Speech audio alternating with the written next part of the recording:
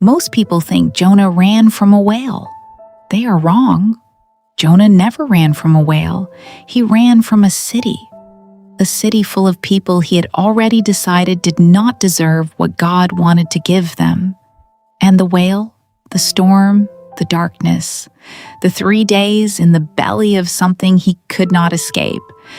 That was not the punishment. That was the redirect. This is the story of Chris, a man who got out, who built something real and good and far away from where he started.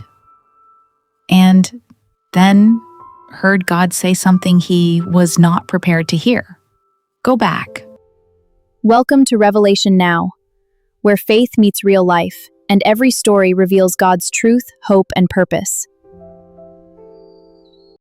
Chris grew up in an American inner-city neighborhood that taught you certain things early. It taught you to be aware of your surroundings before you were old enough to understand why. It taught you that some people made it out and most people didn't. It taught you that the difference between the two was usually a combination of luck, timing, and a decision you made somewhere between the ages of 12 and 16. Chris made the decision early. He was going to be one of the ones who made it out. Not because he was smarter than his friends, not because he was better, but because his mother sat across a kitchen table from him every night and told him, with the quiet, ferocious certainty of a woman who has sacrificed everything to mean it, that he was going somewhere. And he believed her. So he studied. While other kids were in the street, he was at the table. While other conversations were happening in hallways, he was in the library. He was not perfect. He was not a saint. He was a boy from a hard neighborhood, making a hard choice every single day to stay on a particular side of a particular line. And when the acceptance letter came, the college 3 states away, the scholarship, the way out, he packed his bag and he left. And he did not look back. He built a life that his younger self would not have been able to imagine. The degree, then the job, then the better job, then the city that looked nothing like where he grew up. The apartment with the view, the wife who was everything, the house in the neighborhood where the biggest concern on a Tuesday night was whether someone had parked in front of your driveway. He was grateful. He told himself he was grateful. He went to church, he gave, he served. He did all the things a man of faith is supposed to do. But there was a particular notification he had trained himself to handle in a particular way. Whenever a news alert came through about his old neighborhood, the violence, the poverty, the same cycles turning for the same reasons they had always turned, he would look at the notification, he would feel the appropriate amount, and then he would turn the phone face down. He had gotten out.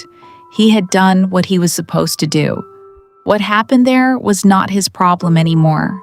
That is what he told himself.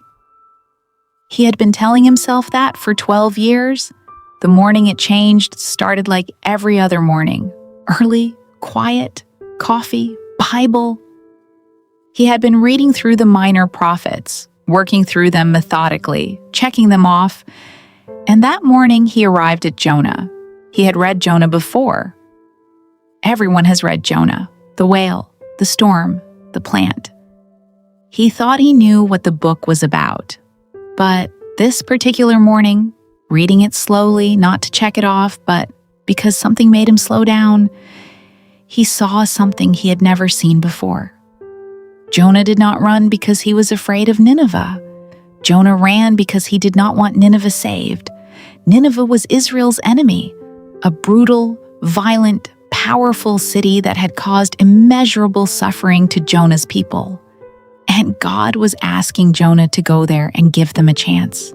And Jonah said, no, not out loud, not in those words.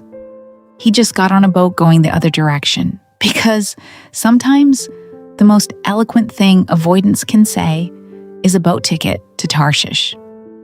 Chris put his coffee down and sat very still. because he recognized something in that description that he had never been willing to name before. He had never thought of himself as someone who wrote people off. He was generous, he was kind, he gave to causes. But there was a specific category of person, a specific zip code of person, that he had quietly and completely removed from his sense of responsibility. The people from where he came from. Not because he hated them, but because helping them would require going back. And going back meant being that person again, the kid from that block, the one who almost didn't make it. He had spent 12 years constructing a distance from that identity, and God was asking him to close it. His pastor, when Chris finally brought it to him, said something simple and devastating. He said, "Chris, the thing you worked hardest to leave might be the very thing God worked hardest to prepare you for." Chris thanked him, and then booked a work conference 3 states away for the following week. Because sometimes the most sophisticated avoidance wears a business suit and a calendar full of legitimate reasons. The conference did not help. He gave his presentation, he had his meetings, he shook the right hands, and at 2 a.m. in a hotel room that smelled like recycled air and carpet cleaner, his mother sent him a message. She still lived in the neighborhood. She had never left. The message was long. She talked about the family 3 doors down whose son had been shot the previous Thursday. She talked about the community center on the corner that was losing its funding and would close by spring. She talked about a group of boys she had seen outside her window every night that week. Too young to be out that late, with nowhere to go and no one to tell them differently. She did not ask Chris for anything in the message. She never asked him for anything. But he lay in the hotel bed and could not sleep. And a face came to him. Marcus, the older boy from his block who had taken young Chris under his wing at 12 years old, who had shown him things, taught him things. Who had been the first person to tell him he was smart enough to go somewhere? Marcus had not gone somewhere. Marcus had made a different set of decisions at 16, 17, 18. Chris had seen the news article 2 years ago. Marcus was serving a 15-year sentence. He lay in the hotel bathroom at 3 a.m. on the cold tile floor. And for the first time in 12 years, he let himself feel everything he had been turning the phone face down to avoid. The grief of it, the guilt, the specific particular guilt of a man who made it out and told himself that making it out was enough. And underneath the grief and the guilt, something else. A question that would not wait anymore. What if making it out was never the point? What if making it out was just the preparation? He drove back to the neighborhood on a Saturday morning. No announcement, no plan, no performance. He just drove the route he had not driven in 12 years and let himself see it. The corner store was still there. Different name, same energy. The basketball court had been resurfaced. The net was still broken.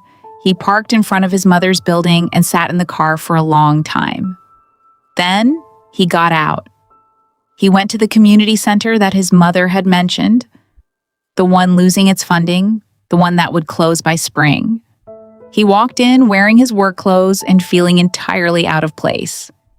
And he asked the woman at the front desk if there was someone he could talk to about the programs they ran for young men. She looked at him for a moment. The assessment of someone who has seen many people walk through that door with good intentions that evaporated. And then she said, "Follow me." The first session was uncomfortable. He sat across from a 17-year-old named Darius, who made it very clear very quickly that he was not impressed by Chris's suit or his car or his story of making it out. Darius had heard that story before. People who made it out came back sometimes. They talked for 45 minutes about how they made it out, And then they left and did not come back. Chris recognized the look on Darius's face. It was the look young Chris had worn for years. The look of a person who has learned that hope is expensive and they cannot afford another bad investment. So, Chris did not give him a speech. He asked him one question. What do you want? Not what do you think you can get? What do you actually want? Darius was quiet for a long time. And then he said something that Chris had said to himself in a kitchen 12 years old in front of a textbook. He said, I want to get out of here. And Chris said, I know. Tell me everything. He went back the following Saturday, and the one after that. He started a mentorship program in the community center with the funding he had spent 12 years building the capacity to give. He brought in other men who had made it out of neighborhoods like this one and carried the same quiet guilt, and turned the guilt into something that did not require a hotel bathroom floor to process. He called his mother more. He learned the names of the boys she had seen outside her window. He sat on the stoop of the building he grew up in, the same stoop where he had stood at 10 years old, watching the world and calculating his odds. And he felt something he had not expected to feel. He felt like himself, not the self he had constructed over 12 years of distance and achievement, the actual self, the one that was formed on these streets, the one that knew things about survival and community and the specific texture of growing up in a place that the world does not care much about. The one that was, he understood now, shaped for exactly this. Jonah eventually went to Nineveh, not graciously, not with a full heart. He went because the alternative, 3 days in darkness, swallowed by something he could not control, was worse than the assignment.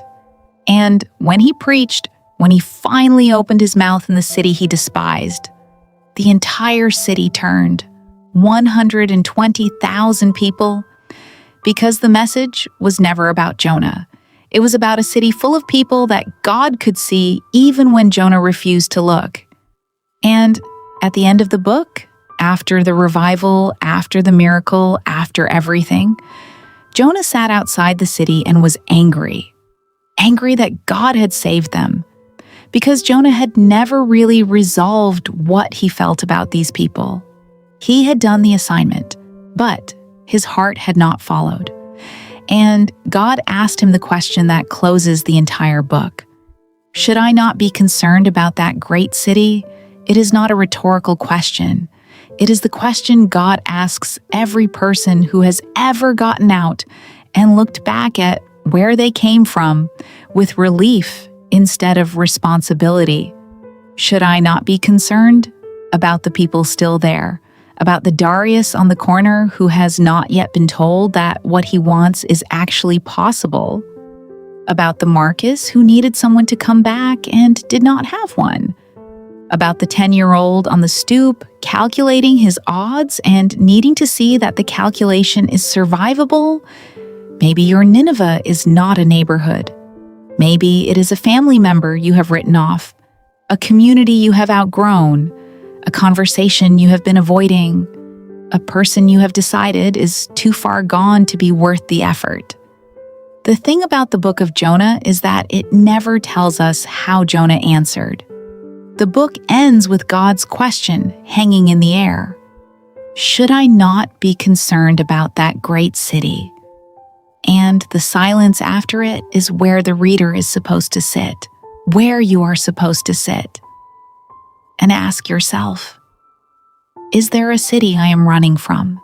Is there a place, a person, a community that God has been asking me to face that I have been finding sophisticated ways to avoid? Because the storm will find you eventually, not as punishment, as redirect. God is not finished with the place that made you, and He may not be finished using you there either. The question is not whether you are qualified. The question is whether you are willing to stop running long enough to find out. Should I not be concerned about that great city? What is your answer?